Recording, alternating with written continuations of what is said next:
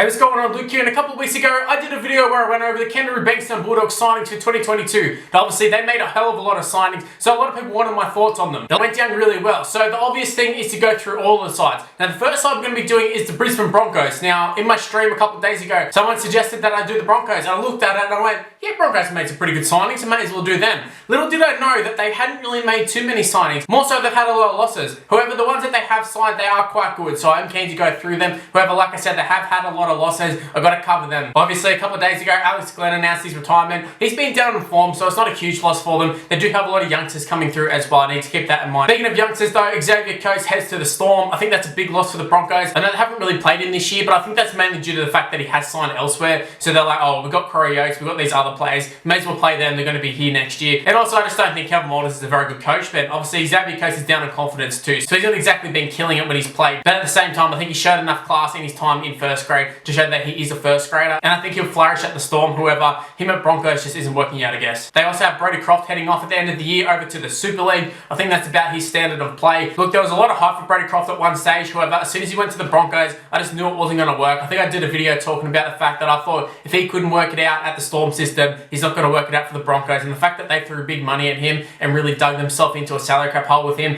I think it really showed the management at the time. And then you got his halves partner. I don't know if you'd say his partner, but you got Anthony Milford there as well, $1 million man. I think he was on about $1 million. He was definitely one of the highest paid players in the game, and I think the pressure really got to Milford and just too much expectation for him for what he offers. And this season he's found himself in reserve grade, and I think rightly so. I don't think he's played very well, but also I think he's been managed pretty poorly. You add that to a lot of these players have been managed pretty poorly, but it just comes down to the fact that they've had some pretty bad management, the Broncos as a whole. They've had some pretty bad coaches. It all really stems back to Wayne Bennett. They've really been on the downhill since then. So they're the players that are leaving next year. Let's look at the players who are actually signed already with other clubs and left mid-season. You have Matt Lodge, who went to the Warriors, also Rhys Walsh as well. Rhys Walsh is the big one. He is the huge one. He is the one that I don't understand how it happened. He was sitting in the reserves for the Broncos. They had Jermaine Osako there. They're playing Tessie New right now. And they had Rhys Walsh in the system. Mid-season at the Warriors, he was already in the Queensland side. That's how good he's been. And everybody could see it right from the start. I don't understand why he didn't get picked. And I know Kevin Walters came out and said, oh yeah, we probably would have picked him, or he wasn't ready, or whatever it was. But whatever reason it was a shit reason. And I know they've now came out and said, yeah, we stuffed up with it. But that's so obvious. Like, you've come out after, it's obviously wrong. How do you miss having a talent like Rhys Walsh in the side? And especially to keep a guy like Jermaine Osako at fullback, a guy who's been tried over and over again and hasn't worked out, and he never will work out there. Now, Matt Lodge, on the other hand, I think he was okay for the Broncos. Obviously, he's getting up there. He was on a pretty high salary from more reports. And also, the style of play that the game was going towards didn't seem to suit him. Well, that's what I thought until he went to the Warriors, and he's actually been pretty good for them. Then you got Dale Copley, who's at the Roosters. He's a bit of a nothing loss. Like, you don't really lose anything, to be honest. He's not really going to play anyways. At the Roosters, he's just a backup. I mean, they named him, they end up chucking Tupanua into the centres rather than play him. I think that says a lot about Dale Copley at this point in his career. Even at his peak, he wasn't very good, let's be honest. And then another big one, Tom Dearden. He ended up going to the Cowboys mid-season. It was the worst kept secret. We all knew that Tom Dearden was going to the Cowboys. It was just a matter of if it was going to be this season or next season. Now, he wasn't working out in the Broncos. He's not working out in the Cowboys. I'm not sure what's going on with Tommy Dearden. I'm not really sure where the hype is, because every time I watch him, I don't really see anything. Even he makes a couple line breaks every now and again, and he can't even finish them off. I saw him drop the ball cold, just running, just no one around him, just drop the ball. It's just, he's a very strange one, Tom Dearden, with all the hype to what he's actually offered. And even at the Broncos, it was like, wow, big loss, can't believe they let him go. And I was like, well, he hasn't really offered anything. They haven't even won under him. Why is it a big loss? Now, speaking of big losses, this one is definitely a big one. This is the last one that they've lost mid-season. Tavita Pangai Jr. obviously signed with the Bulldogs next year. He was trying to get out of his contract this year. He's ended up at the Penrith Panthers. I think that's a fantastic signing for them. But obviously, a lot of potential for Pangai. I've talked about it to death at the moment. I'm a Bulldog supporter. I've talked about Pangai. I'm excited to see how it goes. But at the Broncos, very hot and cold, on decent money too, decent coin, so I can understand letting him go. They've got a lot of good youngsters coming through the ranks, and Pangai was one of those youngsters who came through the ranks. However, it didn't really eventuate, did it? So, look, in terms of them losing him, it is a big one, but it is one I can understand. So now we covered all the losses. Now it's time to look at the people they've actually gained for 2022, because it felt like they lost a hell of a lot of players, especially first-team players. Now, a lot of times teams are losing guys who are on the fringe, like you guys like Dale Copley and your Tom Dearden, but we're not really expecting them to lose you guys guys like Xavier Coates and Rhys Walsh's and Pangai Juniors and such. Now, I'm not going to be doing these in order of when they sign, because quite frankly, I can't remember when they actually signed, but maybe in terms of importance. So the first player I'm going to be talking about is Jensen from the North Queensland Cowboys. Now, for me, I don't really know a hell of a lot about Jensen. I know he's a forward, and generally the forwards coming out of the Cowboys, they're usually half decent, at least second rows and props. Now, I don't think he's going to be a superstar by any means, but at the same time, I think he's going to be a nice little squad player, especially with the reports that there's going to be a few more players. Bullimore looks like he's on the outer at the Broncos as well. So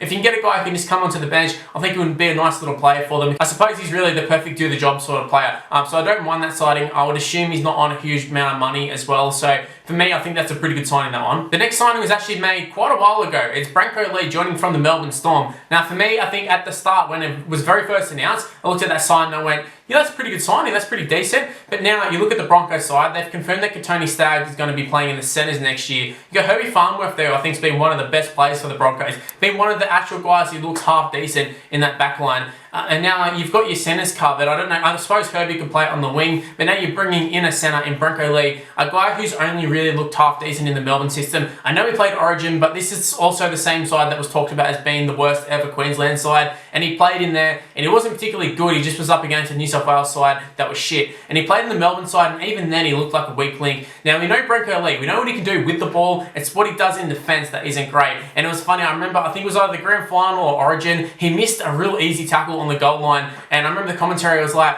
oh wow, his defence is usually his strong suit, and I was like, have you watched Bruno Lee over the years? At the Bulldogs, Titans, even the Raiders, he couldn't defend for shit. That's why he was in and out of the Bulldogs side. And this was a crap Bulldogs side too, because he would score a try, but he'd let in about 3 or 4. It was just typical Bruno Lee. That's what it was. Had lots of errors in his game, and he seemed to clean things up at the Storm. So if you get Bruno Lee Storm version, very, very good signing. However, we've seen a lot of players leave the Storm, and especially Bruno Lee's only been there for like 2 seasons. This year, I don't even think he's played a game at all. I'm pretty sure he hasn't played a game. He spent most of it injured. So the Broncos have signed a guy, hopefully not on big money, but you would assume probably on some decent coin. He just played Origin when he had signed. He just won a premiership, and he hasn't played all season, and he's been injured. And he was a guy susceptible to being hot and cold on the field as well. So I think that is a dangerous signing for the Broncos. If he signed on a small contract, yes, that is a good one. However, if he signed on fairly decent coin, I think that is a very, very risky one, and I don't like that signing. So overall, I'm going to say I don't really like that signing. I don't think he's required. However, I suppose at the start of the season, they didn't really know what was going to happen in terms of their centres. There was a lot of talk of Tony Staggs leaving, like Herbie Farnworth, who would have thought he would have been as good as what he was. So once again, I do understand the signing. However, I just don't think it's a good one long term. Now, I just got done talking about a signing I didn't really like.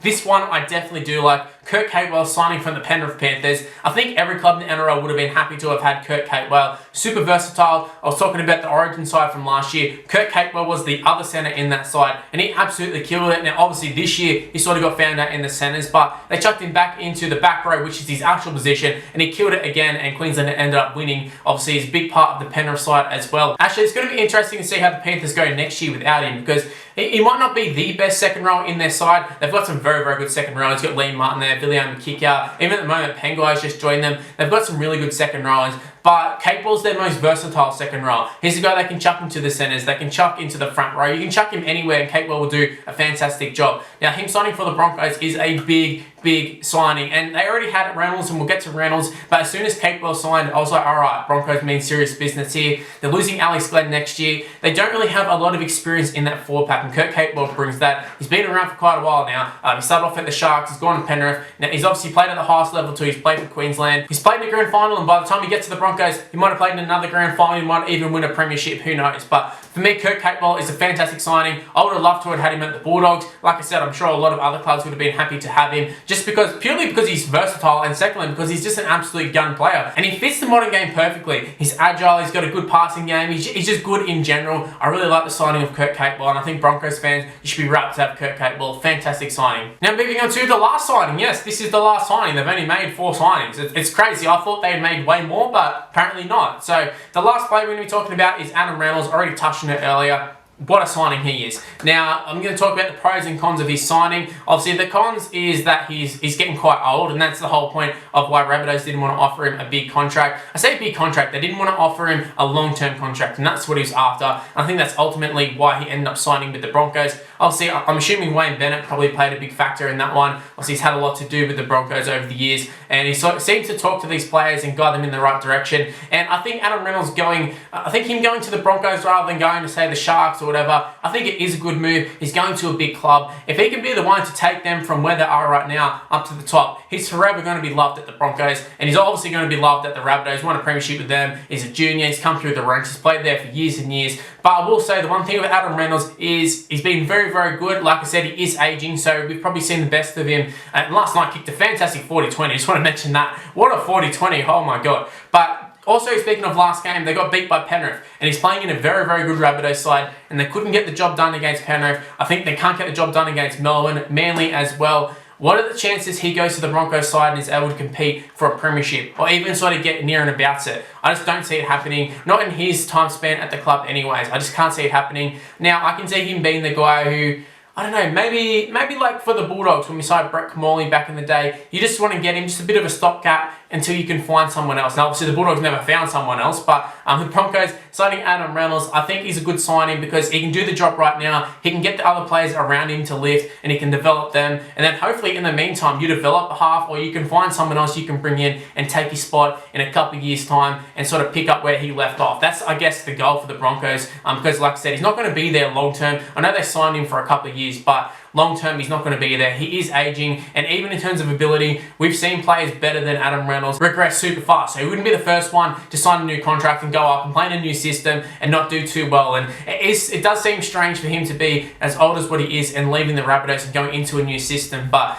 look, I think Adam Reynolds can do it. I think he can be a great player for them. I think having Tyson Gamble in the 5'8" position, I'm not going to say it's similar to Cody Walker. Definitely don't play similar. But in terms of just that little bit of aggression and competitiveness, I think they're very similar in that regard. But in terms of the actual play style, very, very different. So I'm interested to see if it's actually going to be Tyson Gamble in the 5'8" position or if they've got someone else coming through the ranks. But yeah, look, there's a lot of question marks over the Broncos squad, but Adam Reynolds definitely isn't one of them. Kurt Capewell isn't one of them. But I'd say the other few signings, I think there are question marks over them, and a lot of the players that they let go, definitely question marks over them. So going into 2022, overall, I do think they have made some good signings, but I just got done watching Bloke in a Bar talk about their signings, and they gave the Broncos like a 9 out of 10 for recruitment, and I was like, they've signed 4 players, and the team's come in 15th.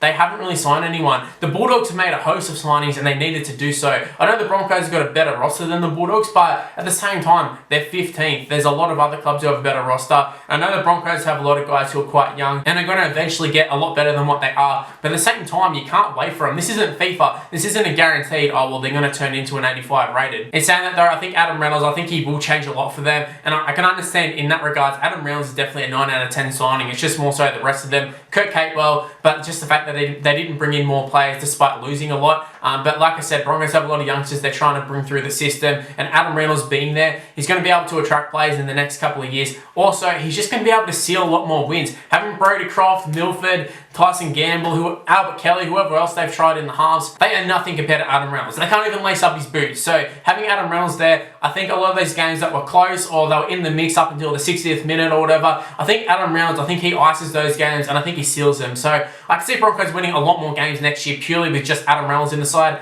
adding Kurt Capewell, but like I said, they have lost a lot of players as well. So guys, leave in the comment section below, what are your thoughts on the Broncos signings? Like I said, there's not too many signings to actually talk about, but the ones they did make were fairly decent. So let me know in the comment section below, do you like them or do you hate them? Do you not rate them? Let me know. Anyways, that's going to be the end of this video. Hopefully you did enjoy it. If you did, make sure you go ahead and smash the like button and subscribe to the channel if you're new around here. Super close to 10,000 subscribers. Hopefully at the time you're seeing this, I've just hit 10,000 subscribers. But definitely make sure you do subscribe. Make sure you turn on the notification bell. Don't miss any of my videos. Just let the notification let you know that I've uploaded. Comes up on your phone. Click on it. Leave a first comment. Do whatever you want to do. But just watch the video as well. And if you do happen to enjoy the video, make sure you leave a like on it as well. Super important in terms of it reaching other people and growing the channel as well. So if you can leave a like, super important as well. Also, give me a follow on social media. It's on the screen right now. It's Mr. Luke and YT for the most part. My Facebook is Mr. Luke, but everything else is Mr. Luke and YT. So go ahead and give me a follow, give me a like, do all that sort of stuff. Also follow me on TikTok, which is Mr. Luke and YT. Same what's on the screen right now. That's recommending this one. Hopefully you guys did enjoy it. Stay tuned for more content on the channel, and I'll see you on the next one. See yous.